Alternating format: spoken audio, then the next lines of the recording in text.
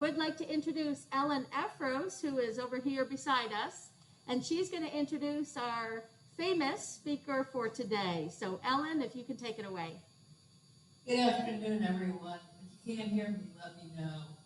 I think most of you know Richard MacMaster.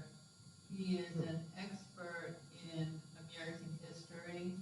He's given lectures after lectures in this room as part of ILR, and we're extremely lucky to have him today to talk about these exceptional literary talents. And let me explain to you what I mean by that and what this course is about. This course is going to look at American writers who were popular from 1830 to 1850. And I want you to understand that this is not from a literary point of view, but from an historical point of view, which is very different than what you may be used to. This is a way of understanding what ordinary Americans who lived during that time were thinking. And what Richard is going to do is he's going to explore the roots of American exceptionalism through the journalism first of John Lewis O'Sullivan, who was editor of a very influential newsletter called the Democratic Review. The next lecture, there will be 3 after this. The past that never was looks at the way Southerners mingled romantic ideas about descendants from English gentry and a defense of chattel slavery. Then the glory and the shame will focus on anti-valent American attitudes towards English society and the progress of industry here. And finally, visiting cousin Jonathan navigates the attitude of British travelers in America and what they thought about our democratic institutions. So you have 2 sides of the coin. You have American exceptionalism, what we think about our democratic institutions, and then at the end we're going to have what the British thought about our democratic institutions. And there is absolutely a void between the two. And with that introduction, I'm going to turn the presentation over to Richard. Thank you. Thank you very much. I hope you don't mind my sitting down. I find it kind of hard to stand over a very long period. So, You can speak right into that microphone. now we've got it. Okay. I remember the method is it's an ice cream cone, and you're licking the ice cream cone, right?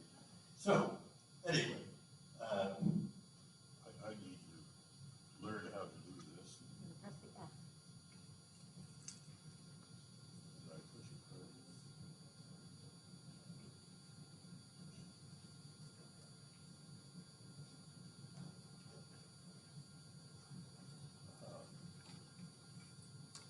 My tech skills are so low that I can't even press a button properly, apparently. Oh, here we are. All right.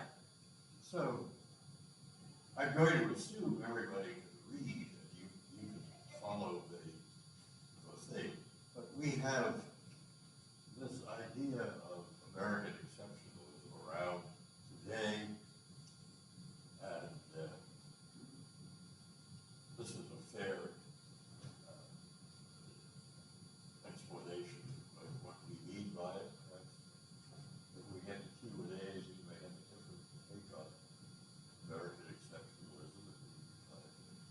right into the microphone. We'd be glad to share that. But like, okay. Well,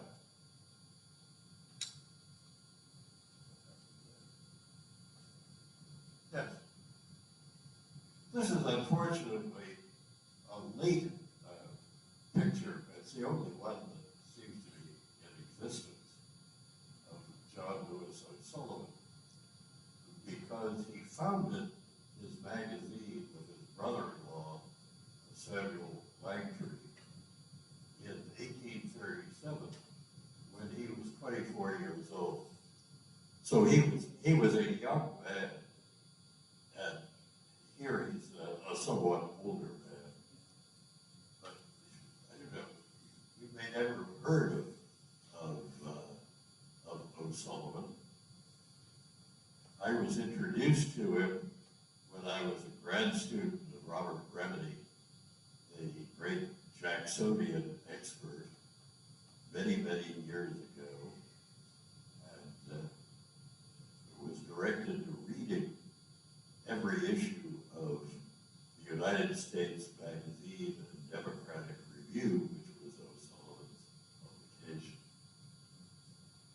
Now here's part of his statement, and you can read that.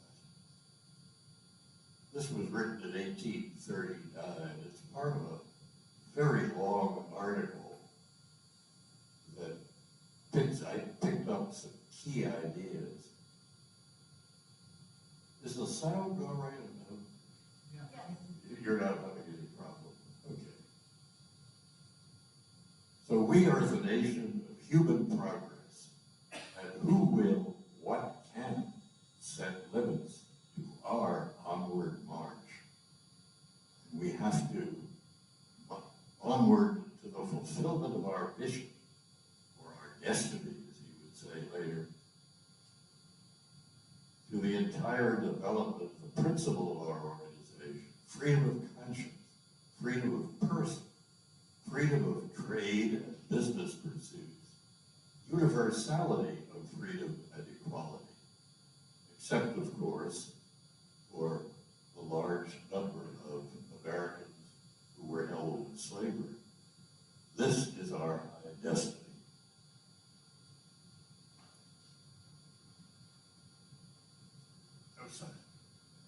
O'Sullivan edited the United States Magazine and Democratic Review from 1837 to 1853. Toward the end of its run, he had, for financial reasons, sold the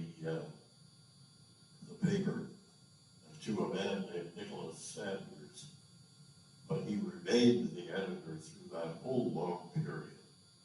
And it was a paper that appealed to unity among the Jacksonian Democrats. It's issued in 1837 when Martin Van Buren has just become the president, and O'Sullivan is identified with Van Buren and Van Buren's wing of the Democratic Party through almost all of the period that we're going to be dealing with. And the motto that's on there, that best government is that which governs least. Who originally said that? You can find it ascribed to Thomas Jefferson and to Henry David Thoreau and all sorts of people, but they never said it. It was coined, apparently, by O'Sullivan for the benefit of the paper. That's the first time it appeared in print. And I mentioned that he was a Van Buren Democrat. He was also consistent in supporting far-sighted reforms, both as an editor, and he was a member of the New York State Legislature for a number of years. one of his major crusades was to abolish the death penalty. This in 1839. He managed to get that bill to a very close vote. He convinced quite a lot of New York legislators that the death penalty was a very bad idea, but ultimately there was a majority against him, and it was never put in here. He wanted to do away with the public school society in New York City. This was a private organization that functioned very much like the Board of Education would today. And they were very strong in their specific opinions. And one of the things that they really didn't want to do was either to, besides there was one black school they did support, either to support schools for African Americans or for Catholics. So he wanted a completely independent, secular Board of Education for the city. And he also worked to allow workers, working people, to form unions. So he was quite an advanced man for the 1830s. Now, his editorials focused on all the great issues of the day, but this was largely a literary magazine. And practically everyone that you would study in an American literature class published in the Democratic Review. We could just run down all these names. I put a couple up there. Walt Whitman also had a lot of his early poetry published there, and a short story or two. But most interesting, that's why there's a large photo of Nathaniel Hawthorne. O'Sullivan and Hawthorne were great friends, and he essentially launched Hawthorne's writing career by giving him an introduction to a wider audience. And a lot of Hawthorne's writing appears in this magazine. I neglected to introduce O'Sullivan. Where did he come from? He was born on a ship on its way to New York from Europe in 1813, from a French port. His father was an American diplomat who was at that point the consul in the Barbary states in North Africa. But he sent his wife, who was pregnant, obviously, when she boarded the ship, and her mother to New York ahead of him. These two women played a great deal in O'Sullivan's formative years, because his father died in 1824 without having been much more than an occasional visitor to the family in New York. O'Sullivan's mother was English. His grandmother was French. And his father's family, obviously of Irish background, came from an unusual Irish background. The O'Sullivans had fled Ireland as officers in the army of James II after his defeat on the 12th of July, 1690 and took service as part of the Irish Brigade in the French Army. And they were all professional soldiers, generation after generation. And they claimed the title that they were Viscount Bereshaven in the Irish peerage, which of course had been vacated.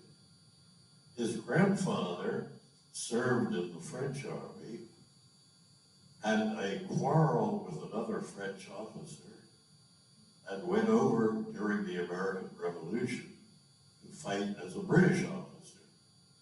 And at the end of the American Revolution, when his regiment was demobilized, he took service with the Dutch, and he served in the Dutch Army until his death in 1824, the same year that O'Sullivan's father died.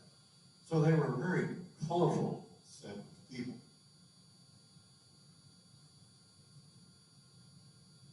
Now, we're moving into the heart of this.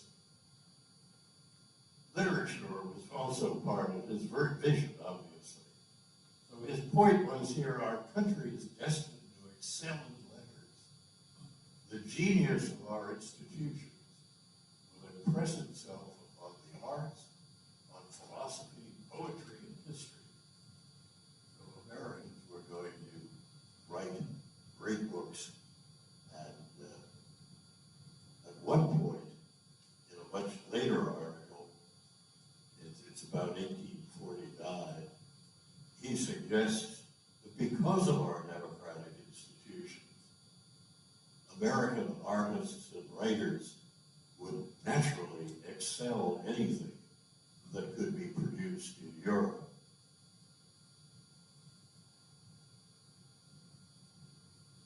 What were these democratic institutions? O'Sullivan regularly made reference to three. We had free elections, free schools, and a free press. And those were the democratic institutions that we were destined to share with the rest of the world. He thought that our democratic institutions would draw some nations to seek annexation of the United States. He had in mind that eventually Canada and Mexico would soon to become part of the U.S., and others would reform their own institutions in a common pursuit of the great American idea of the free development of humanity for the best and highest results it may be capable of. At one point, O'Sullivan, who sometimes liked overblown analogies and rhetoric, depicted the American eagle with its talons firmly resting on the isthmus of Panama, and one great wing sweeping down to Patagonia, while its noble head dipped into the waters, the pure waters of the Arctic. In other words, he imagined the entire Western Hemisphere as being part of the United States. That was sort of the height of Manifest Destiny in the late 1840s. But it was, and we still have that idea around, that somehow other people are going to say, well, look at the wonderful things that you're doing and that you do here, so why can't we be the United States of Afghanistan or the United States of Iraq or whatever it is that we're trying to remake? Now, he coined that whole term, manifest destiny. The United States was predestined to control the entire continent because God wanted it that way. Americans believed they were destined to spread to the Pacific coast. Now at this point, we need that. Well, here's this civilization moving west, and it's very small in the back. On the right, you can see there's a railroad started. There is a stagecoach and a covered wagon. And these folks, I believe, are intended to be miners. They might be Mexicans who are leaving. And in the larger picture, which we don't have here, the Indians, native people, are thoughtfully leaving to make room for American farmers to come in. So territorial expansion isn't just something we might want to do politically, it's our duty. And here we have this map. You can see on the far right the original United States. The Louisiana Purchase from France in 1803, and the 1817 purchase, completed in 1821, incidentally, of Florida from Spain. Now, all of those were done quite peacefully. In 1845, the Texas Republic appealed to the United States to annex it. O'Sullivan believed that the Mexicans would have no problem with that. Unfortunately, that wasn't the case. And then, as you can see, after the Mexican War, we acquired the territory that took us all the way to California, and the Oregon country was settled peaceably with the British also in 1846. So he got his manifest destiny. Like Van Buren, who tried to avoid talking about Texas in the lead-up to the 1844 presidential campaign, O'Sullivan was actually a late convert to the movement to annex the Republic of Texas. He knew it would be problematic later here to have all those Texans here. James Knox Polk of Tennessee caught the mood of the country, making Texas and Oregon the focus of his campaign with a Democratic nomination, pushing aside Van Buren, and for the White House, to which he was elected. And this became very quickly a kind of American craze. In 1844, Wayne County, Pennsylvania, which is up in the northeast corner of the state, decided it would be good to divide one very large township and to get two more townships. And they voted to name those two new townships, Texas and Oregon, which is a suggestion that Polk was right on the money, because people in Pennsylvania were saying, oh yeah, Oregon, Texas, this is important. This is the issue of the day. So,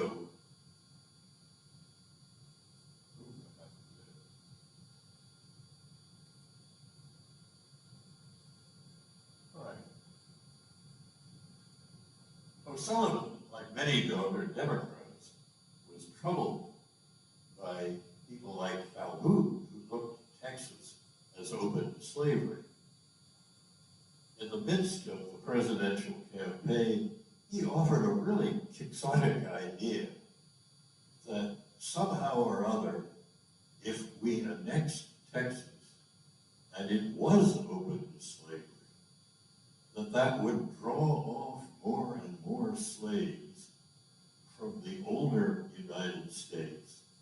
And eventually, slavery would cross the border into Mexico and move down into Central America, and we would be free.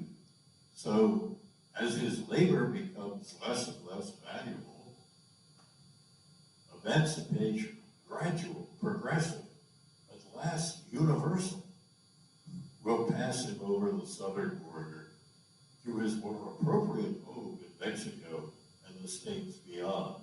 I have no idea why he thought that, because slavery had been outlawed in Mexico, although they obviously had peonage, but he thought that would solve the slavery problem.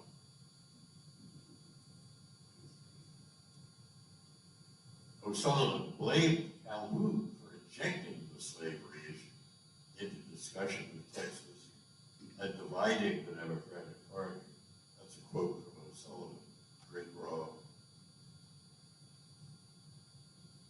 The Republic of Texas made a formal request to be annexed in February 1846. Or 18, is that 1845? 1845, yeah. O'Sullivan responded with an editorial, "Texas is now ours. It was time to put dissension behind us and welcome the newest member of the family." Now, as you can see here, the question is going to arise, what actually constituted the Republic of Texas? Did it extend all the way to the Rio Grande? And that's going to be the issue, because the Mexicans said, oh no, the province of Texas had been bordered on the Nueces River. So the territory between the Nueces, if I pronounce it correctly, and the Rio Grande was Mexican. And President Polk by now will insist, no, all of that territory is as American as Massachusetts or Virginia.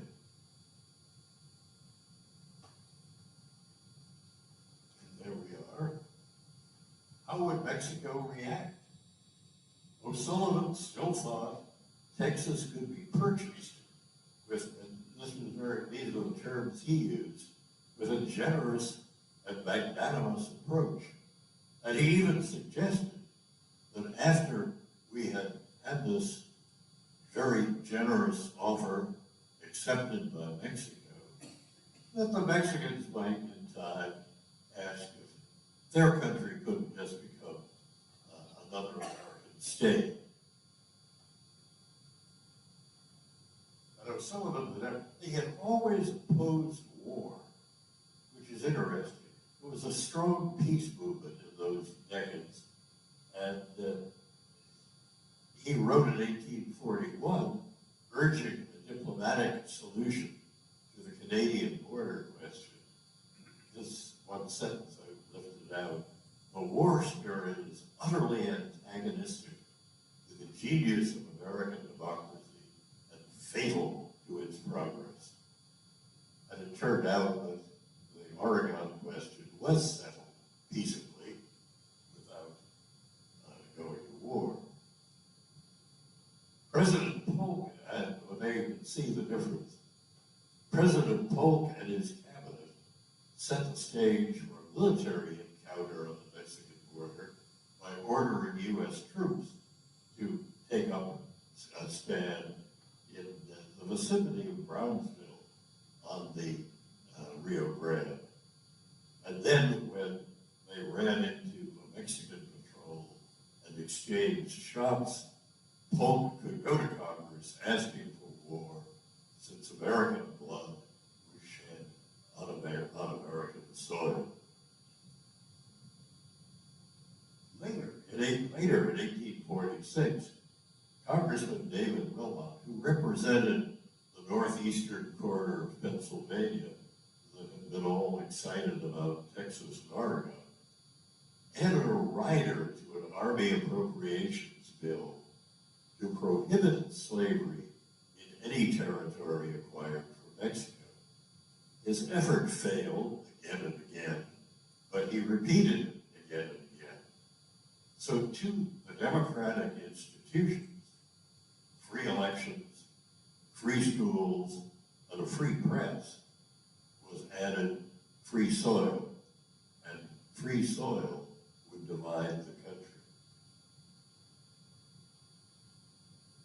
Led by the ex-president, the Van Buren wing of the Democratic Party endorsed free soil, when Van Buren was again rejected as the Democratic candidate for president at the 1848 convention. They formed a third party, the Free Soil Party. O'Sullivan somewhat reluctantly went along. Expanding America's borders, our manifest destiny, was his mission. And we'll see some of the odd places that he directed that. In 1848, Mexico ceded a vast territory as the price of defeat. The British had already yielded Oregon with no need to rattle sabers. And the same year, 1848, gold was discovered in California. This is a painting by a Long Island artist called News from California. And you'll notice that there's a poster for a clipper going to California on the wall, and apparently in the newspaper is the story about the discovery of gold. And as far as I don't believe Sidney Mount painted it. As far as I know, I haven't seen a large enough copy that if you look at the newspaper, you can actually read that that is the big news. Now, in 1848, a war broke out in the Yucatan Peninsula in Mexico, called the Caste War. The Mayan people took up arms when plantation agriculture invaded their lands and made virtual slaves of them. O'Sullivan and the Democratic Review called for the United States to intervene and annex the Yucatan. So that whole area would have been added as Yucatan State or the Maya State into the United States. However, Congress gave a serious debate in 1848. They spent several days on it, but they had no appetite for military intervention. They had just gotten out of the Mexican War.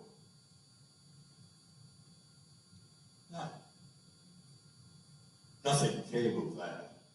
But the same year, O'Sullivan and Stephen Douglas met with Polk and found him sympathetic to the idea of purchasing Cuba from Spain.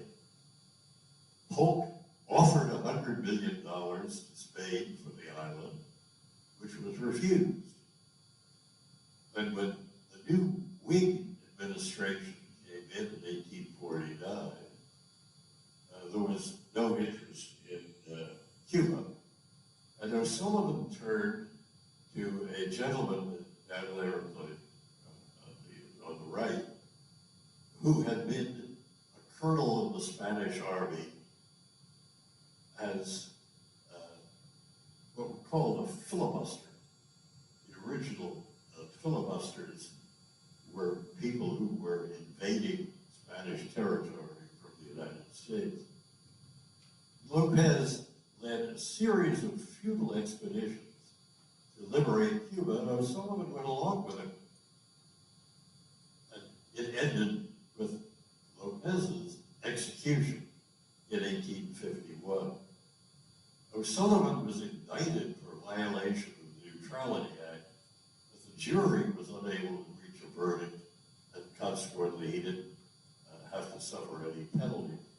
One interesting thing about these feudal Lopez expeditions to Cuba is that Narciso Lopez designed a flag for what was to be the Republic of Cuba. And interestingly, although he left the stage in 1851, the Cuban flag in Havana today were designed by Colonel Lopez. Now, O'Sullivan, affiliated with the Young America faction, he was moving closer to Stephen A. Douglas. Douglas wanted to be the nominee in 1852, but he was edged out by Franklin Pierce of New Hampshire. Franklin Pierce filled all the diplomatic posts by Young America Democrats. And O'Sullivan became Consul General in Portugal, arriving there with the new administration in 1853 and continuing until 1858. Now, two things happened during the time he was in Europe. One was that Douglas introduced the Kansas-Nebraska Act, which, as you know, was to be the source of a great deal of division in the United States over the issue of free soil, or, as Kansas-Nebraska provided, squatter sovereignty. And in 1854, the American diplomats all got together and issued the Ostend Manifesto. They met in Ostend in Belgium. And what they suggested was that the United States had an absolute right to acquire Cuba, and if Spain refused our generous offers, then we should be able to do it by military force. So that would color that. One other thing about Young America Abroad is that this is following up on the 1848, 1849 revolutions that had swept much of Europe. And the American diplomats identified totally with the revolutionaries who were now underground and allowed the diplomatic pouches to carry correspondence between one set of revolutionaries and another. This is also the period when James Gordon Bennett invited Karl Marx to be a regular correspondent of the New York Tribune.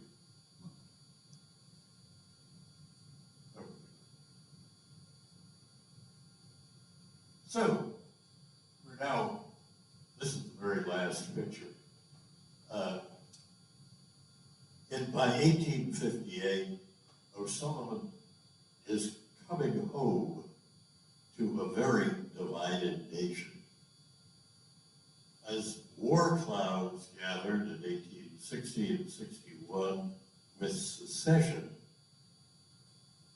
he was on the side of a peaceful solution.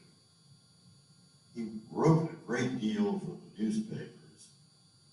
He had been, in addition to his magazine, he was the editor of the New York, of a New York paper. Its name ended. Somewhat bizarrely, because he was virtually penniless after leaving his diplomatic post. He worked as a Confederate agent in Europe, trying futilely to arrange in France for the sale of a warship to the Confederates in And I ended this with a downward spiral. O'Sullivan lived on until 1883. And after the Civil War, he came back. He spent some time in Europe, but he came back to the United States. And in his last years, because he had no regular income, he had a wife but no children, he became an agent for various dodgy investment schemes. He was trying to sell you on buying shares in gold mines and whatnot, and getting a commission from whoever it was that was putting these things together. His good friend Nathaniel Hawthorne lost $3,000 and totally forgave O'Sullivan. Apparently, O'Sullivan was charming even when he was losing you your money. And he also, by the time, the last 5 or 6 years, he was, as some happens to some of us when we get old, I get it straight, his memory wasn't all that good, and he was sort of drifting. And so by the time he died, he was just a poor old man without much more than the room that he rented. And that was the end of what had been really a brilliant career that left significant ideas in the American conscience from his heyday. And with that, I will say thank you for listening.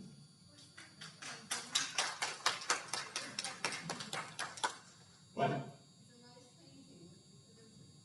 Julianne, you know what that is? What's the painting? I'll have to get back with you on that one.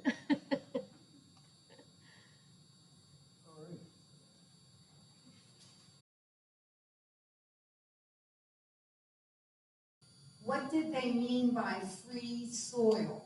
Oh, free soil, I'm sorry. That meant that there would be a law preventing slavery. That you could not bring a slave into this state. So by a number of independent state actions,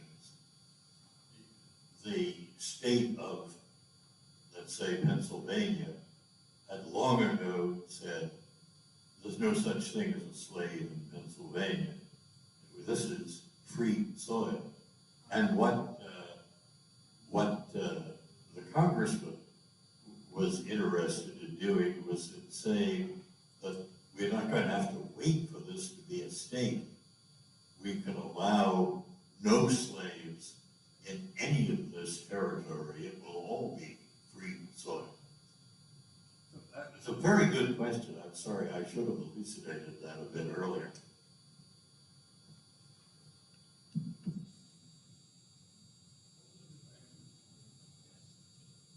Thank you, Rich. That really filled in a lot of things I had probably seen or heard about of that period in American history. Among the facts, I guess, that Franklin Pierce was one of the worst presidents we ever had. But I'm wondering whether the French Revolution, with all of its messages about equality, and they abolished slavery, for instance, in 1792. Robespierre did it, oddly enough, in all of their colonies and throughout various in the French Empire. So I'm wondering whether the violence of the mob rule in the French Revolution and its ideals had any impact on O'Sullivan at all, and in the discussions in this country related to slavery, related to many of the issues about democracy and the ideals of the French Revolution.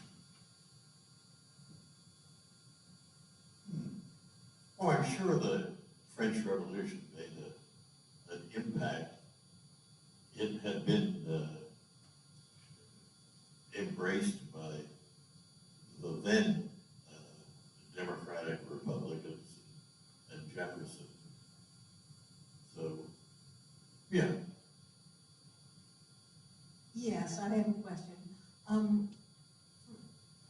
Exceptionalism, American exceptionalism is an idea that has survived. Was there a through line of Sullivan, or was it lost and returned, or did it just kind of survive as a thought? American exceptionalism. Who was that passed on to? And, you know, did it? Oh, I think it's been around ever since. Well, that's what I'm saying. And was there a through line, or was it just an idea expressed at that time and then it would pop up again from time to time? I think so. It resonated with Americans. There was something special about us. As it still does. Was there ever another champion, as O'Sullivan was, for the idea, or did it kind of permeate the public? Was there somebody who really carried the torch forward? I mean, you hear it in all sorts of politicians over the years. I don't know if it really needed a great crusade to make people think, because Everybody believed it, right? Yeah. Well, just if you think back, say, to the Great War in 1914, 1918, that Wilson very much took the attitude that, you know, we are not the same as all those warring parties. We can come in, we can make peace. We have all the right institutions and so on. And we're too proud to fight. There's such a thing as being too proud to fight. Oh yeah, come right in. Well, the part that interests me particularly is this idea that we have a responsibility to lead the world. Yeah. And I'm just curious about that. It sort of suits our temperament and our ego. And Oh yes. in a lot of ways, we like the ring of it. But I'm just curious about that. Was the original articulation of it? And then Somebody may have thought of it previously, I don't know, but he devoted an awful lot of space to talking about these things, and it was a very popular magazine. One of the other things that in that 1839 article, where he articulated all of that, and he came back to it many times, one of the things was that we had never gone to war except to liberate mankind. Unlike any of the selfish countries in Europe and so on, and he's thinking only of Europe, of course, that well, they went to war for all kinds of selfish reasons, but we only took up arms to liberate our fellow men. And we still tend to think that. You know, why are we in Afghanistan? Well, why are we in wherever we are? Well, we're doing good to these people by coming in and bombing their cities and so on. A little cynical. Richard, I have a question here from the chat. Rick Gold asks, to what degree was the concept of manifest destiny a religious concept? Oh, as a religious concept? Well, in the context of the time and place, yes, this is the destiny that God has given us. We would be doing less than our fidelity to our Creator if we said, oh, no, we'll just stay within the bounds we have now. We don't need any more territory. So yeah, it had religious aspect.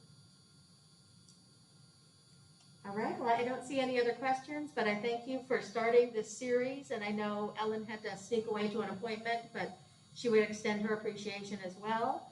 We look forward to having you next week with us. Richard, do you want to say anything about next week's session? Yeah, I was going to say next week may be a little more fun, and I don't know. We start with the question raised by Mark Twain many years after the war, of course. Did Sir Walter Scott cause the American Civil War? So think about that. Is there any way in which that sentence can make sense? What on earth do you think Mark Twain meant by it? Because we'll be looking into those ideas of the connection between historical novels and the Southern mentality that led them to think that they were a totally separate group of people who deserved their own individual destiny. Well, thank you again for being so patient. I hope I didn't keep you too long. Thank you, everyone in the Oak Room and on Zoom. Please join us again. Thank you, Richard.